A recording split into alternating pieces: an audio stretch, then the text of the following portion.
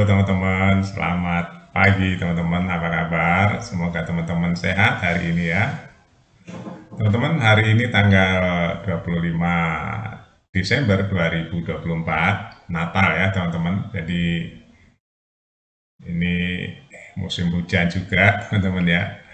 Sampai bulan Februari, ini banyakan hujan ya biasanya. Oke teman-teman, kita bahas mengenai wakil presiden ya. Kalau teman-teman kembali lagi saya ingatin, saya menganalisa Wakil Presiden Gibran ini semenjak dia itu awal-awal sebelum jadi wali kota ya teman-teman. Ternyata analisa saya sampai hari ini tepat ya teman-teman, linear. Apa yang saya ucapkan ternyata mirip sekali dengan apa yang terjadi dengan hari ini teman-teman. Ya karena memang energinya Gibran itu seperti itu sebelum dia jadi wali kota. Ya, similar itu serupa tapi tak sama ya. Bahwa Gibran nanti jadi pemimpin tingkat nasional sudah terbukti ya, jadi wapres. Nah, cara kerjanya pun sudah saya bilang sebelum dilantik dan mulai kerja, saya sudah bilang Gibran itu nanti akan lebih banyak turun ke bawah ya. Akan lebih banyak turun ke masyarakat ya.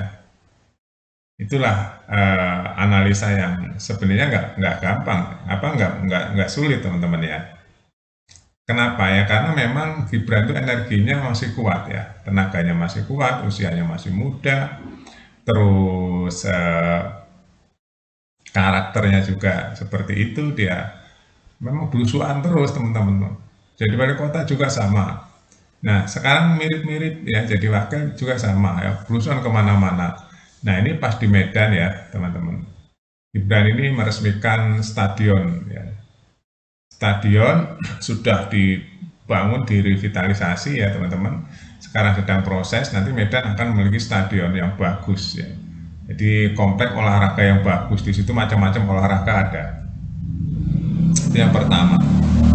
Yang kedua, Gibran ya, ini banyak nanti saya buatkan video-videonya teman-teman. Nah, ini salah satunya ya. Gibran ini meninjau proyek penataan kawasan di daerah Belawan ya, di Belawan Bahari daerah Medan. Ini pemukiman yang padat sekali teman-teman. Memang pemerintah harus turun tangan begini ya teman-teman. Orang miskin itu ya, orang bawah itu kalau nggak dibantu kekuatannya nggak bisa teman-teman. Karena memang udah terhimpit oleh kebutuhan-kebutuhan pokok. Ya. Bahan pokok untuk harian mereka itu sudah harus kerja keras untuk harian. Untuk rumah-rumah yang rusak, rumah-rumah yang itu butuh biaya yang banyak ya, harus dibantu oleh pemerintah ya teman-teman. Harus itu wajib itu teman-teman ya, di pemukiman-pemukiman yang seperti ini teman-teman bisa lihat kan ya, padat seperti ini. Jadi nah itu kenapa saya suka melihat-lihat seperti ini teman-teman ya. Inilah wujud rakyat Indonesia. Yang bawah tuh masih banyak sekali butuh bantuan teman-teman ya. Rumah yang tidak layak huni ini ya. Jadi ini seperti ini ya, ini harus dibantu.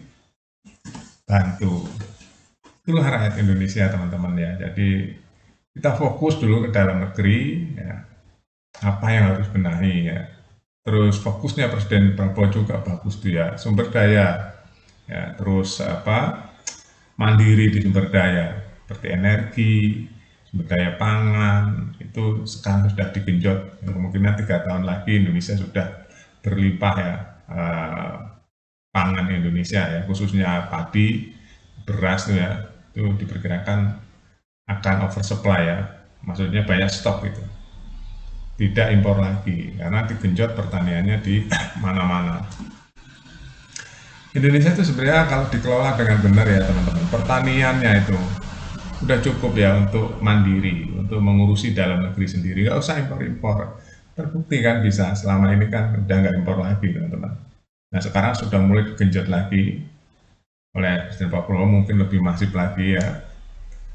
Nah itu untuk yang keputusan-keputusan besar seperti energi ya, minyak tuh ya, BBM itu bisa dibuat sendiri dengan bahan-bahan yang terbarukan. Itu saya senang sekali sebenarnya mendengarkan program seperti itu teman-teman. Nah Ini ya, foto-fotonya. Jadi memang Indonesia itu luas sekali, teman-teman perlu sadari. Indonesia itu luas sekali. Bahkan naik pesawat Indonesia ke Indonesia nih, biaya lebih mahal dari Indonesia ke Singapura, ke Malaysia, ke Thailand, ya, lebih mahal. Jadi dari Indonesia ke Indonesia gitu ya, biaya lebih mahal, saking luasnya Indonesia ini. Kita lihat ya teman-teman, nanti saya akan updatekan setiap hari kegiatan-kegiatan Presiden dan Wakil Presiden apa saja. Ini pasti menarik perhatian ya teman-teman, hal seperti ini untuk kita lihat apa yang dilakukan ya.